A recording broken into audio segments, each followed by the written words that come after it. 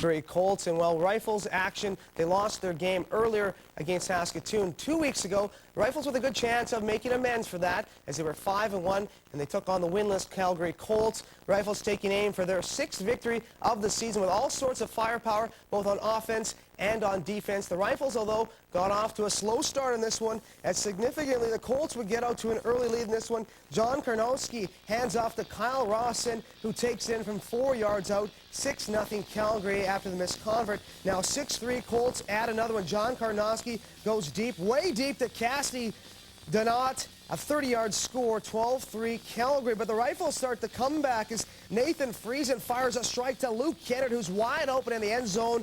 12-10 Rifles up on that score. The Rifles working it on the ground. Emmanuel Gordon showing off the wheels, looking like Charles Roberts, juking and jiving down inside field position. And that would lead to this 26-yard strike from Rory Anderson. Friesen making a nice pass there. 17-12 Rifles at that point, and they weren't done there. Friesen now looking at Rob Buchert. Another touchdown strike from the fullback. Beautiful play, 24-12. The Rifles weren't done there. Still second. Time to go over the middle, and it's Rory Anderson again from 23 yards out. Make it 31-12 Rifles. They were taking command, taking aim right at the Colts, and Winnipeg kept pouring it on. As Luke Kennerd hauls in another one as he slides into the end zone. That's a major score. 39-12 at that point. The Rifles were dominant. Look at this one more time. Friesen with the arm of magic today at Kennedy Stadium, and they won this one in a huge, huge way. 74-13. Are you kidding me? The Winnipeg Rifles picking up their 6th victory of the year. Calgary dropping to 0-7. A great game for the Rifles offense as they were completely dominant from start to finish in this one. It was a tough pill to swallow for the Manitoba Bisons today as their 3-1 record turned into a 3-2 record in a hurry. They're in the stretch run of their season, and their highlights are next on City News. Head down to the stadium and see what's going on. Always the danger of taking a bad team lightly. John Kennerd, great name, to Cassidy Donat. Nice snag in the end zone. Colts up 12-3 early. Is this really happening? Well, yes, it is. But Nathan Friesen, too many weapons in his arsenal. He just kind of drops the rock into the waiting arms of Luke Kennerd. Another major, and that cuts the lead to 3. Friesen shows off his scrambling ability, chased out of the pocket, but he buys enough time to fire a missile to Rory Anderson. Corner of the end zone, 17-12 for Winnipeg. Gunners never look back from there. Friesen piling up the stats through the air. Rob Buchert getting in on the action. Then Jeremy Botello, he must love Ringling Brothers, because first he's got the circus catch with a defender draped all over him. And he was pretty happy about it as far as I know. Here's the thing. He didn't just like the Lions, Tigers, and Bears down there. No, apparently Botello loves the Jugglers as well. Unbelievable catch. 53-13 at that point. Rifles go on to win it 71-13. Head coach Mike Watson happy with the result. They've had a rough year, and so we were able to take advantage with a bigger roster, and the guys just kept going after it. So it was a good win for our guys, but it just, you know, whether it's by 1 point or by a bunch of points, it's still a win, which is great. But we still have next week and the week after for sure, and hopefully we continue to keep going. Let's get this thing going. He makes game soundly or to thrash. In the case of the Winnipeg Rifles today, it's defined as scoring 46 unanswered points in a single quarter of football. Taking on the Calgary Colts. The Colts are winless, but they weren't showing it early on. They're going to the air in the first quarter. Colts actually took a 12-0 lead after 1 quarter, and they celebrated, but not for too long as the Rifles went off. Nathan Friesen on a roll to Luke Kennerd, wide open, cuts the lead to 12-10. Then Friesen rolling, dancing along the line of scrimmage. Great catch by Rory Anderson, adjusts the body, 17-12 Rifles. It's Friesen to Rob Buchert up the seam, 24-12. The defense then forced a turnover. Friesen to Anderson, end zone. Defense forced another turnover. Friesen for Kennerd, touchdown, 39-12. Then the defense forced another turnover. I know it seems like it's been an hour, but we're still in the second quarter. Kyle Clarkson the catch, 46 points in the second quarter. They're checking to see if that is some sort of record. One highlight from the second half. Eugene Pacheco Clarkson makes a dynamite catch there. Rifles with their largest margin of victory ever, 74-13. They are now 6-1 on the season. Single season mark and a personal. NFL action. Drinks and supper tonight. My first assignment for a kid who has the entire 1986 RCMP Bomber player card collection. Doesn't get much better, It's a big deal. My dad got a lot of speeding tickets to get me those. Not hard for Bomber fans of any generation to appreciate the level of talent, past and present, that was gathered at Kennerd Inn's Polo Park today. No shortage of old CFL war stories being exchanged as well, no doubt. President and CEO Lyle Bauer introduced the top 20 Blue Bombers of all time late this afternoon. All eras of the team represented, from Jerry James and Kenny Plain to James Murphy, Joe Poplawski, and current Bomber Milt Stegall, all part of the Blue and Gold's 75th anniversary celebration. You appreciate these a little bit more when you've been away from the game for a while, and gosh, it's almost 20 years now since I played, but and of course it's special when you take a look at the quality of the individuals that you are being, I guess, honored with. There's a lot of history and stuff behind this Winnipeg Football Club, and it was a great club to play for, but to be joined up here with a bunch of guys that they say are the 20 greatest, I'm not so sure that's correct or not. There's a lot of great football players out there, but it's really an honor to be included in this group. Some of your favorites maybe that you... Here is a look at the complete list, a virtual who's who from the Blue and Gold history book. All great players, all great guys, too, in general. Stegall and Charles Roberts, the only current players named to the team. Now, bear in mind that the fans voted, so don't get into a debate about who's in and who's out. If your favorite Bomber isn't on this list, perhaps you should free press ballot. Kicking yourself today. Unfortunately, there was also an air of sadness at today's gathering. The club revealed today that one of the most popular Blue Bomber players all time, former CFL All-Star linebacker Tyrone Jones, has been diagnosed with terminal cancer.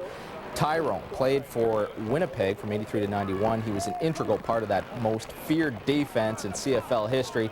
Typical Tyrone, though, still in good spirits. He's here in town for the annual Legacy Dinner and still celebrating the 75th anniversary. He will also be introduced to fans at halftime of Monday's game against BC.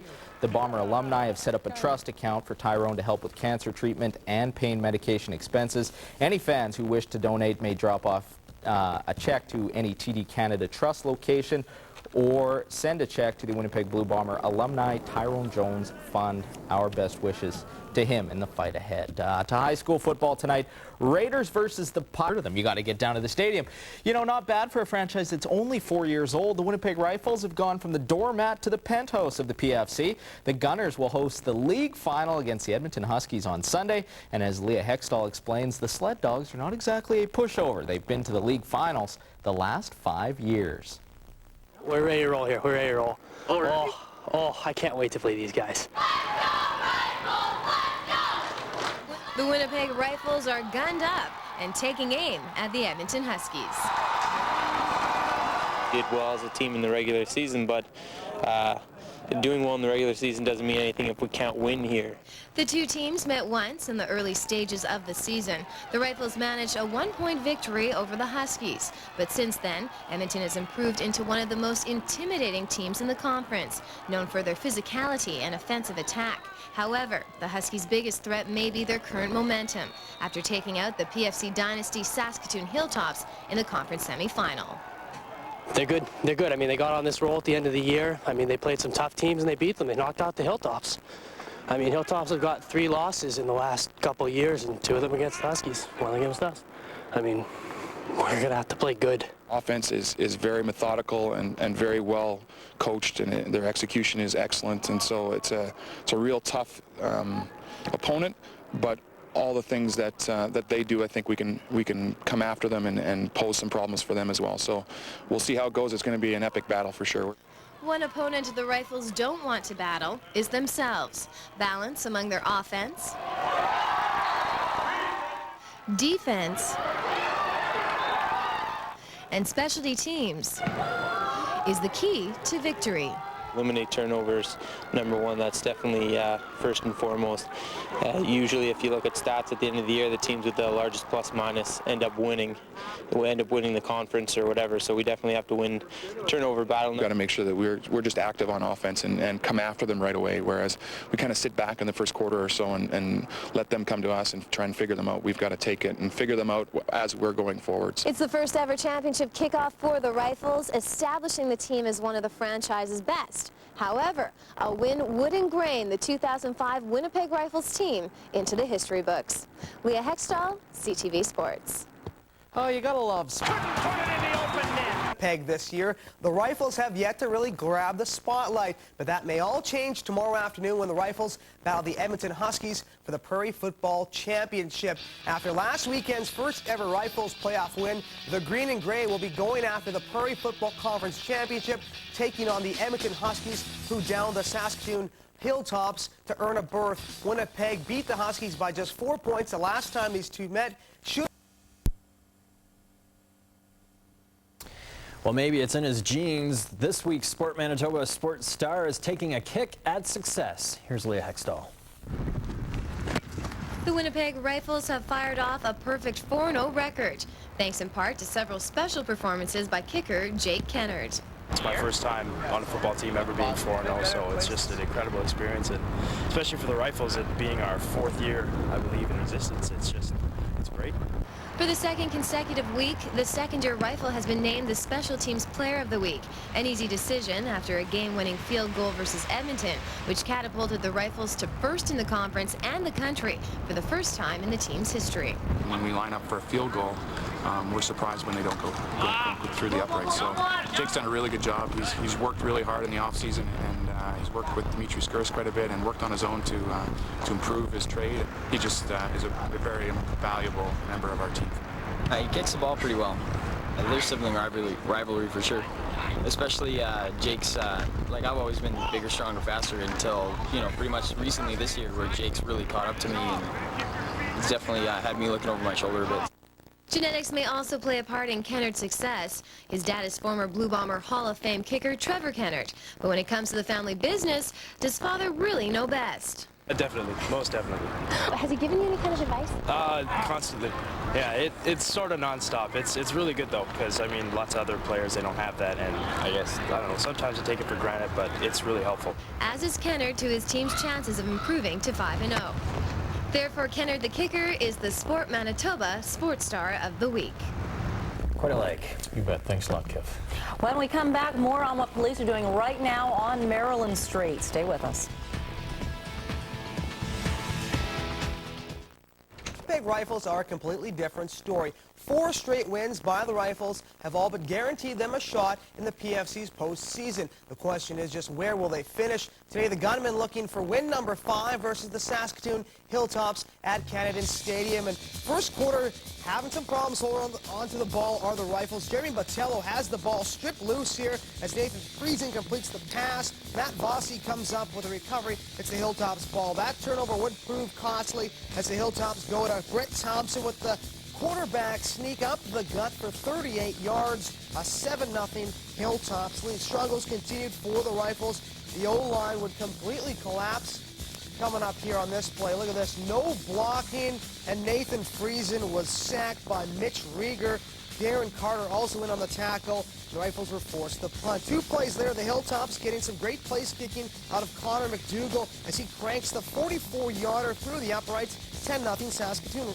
Rifles start to turn things around. Simon Blazchak gains some great realty here inside the Hilltops red zone. That would lead to this 1-yard Nathan Friesen TD into the third. 10-7 Rifles on the board. Now 13-7 Hilltops in the fourth. Friesen fakes the handoff and he runs it in himself. 14-13, but under pressure here in the fourth, down by a couple. Darren Carter picks off the shovel pass by Friesen, and the Hilltops, well, they get the ball here down inside the 4. From there, it's Thompson again. He's going in for the score with a minute to go, in the Saskatoon Hilltops disappointing the hometown crowd at Kennedy Stadium, winning this one 23-14. So here's a look at the PFC conference standings. With the win, the Hilltops pulled within tie with Winnipeg for top spot in the Prairie Football Conference. Well, after 2 wins over the Bombers, there's new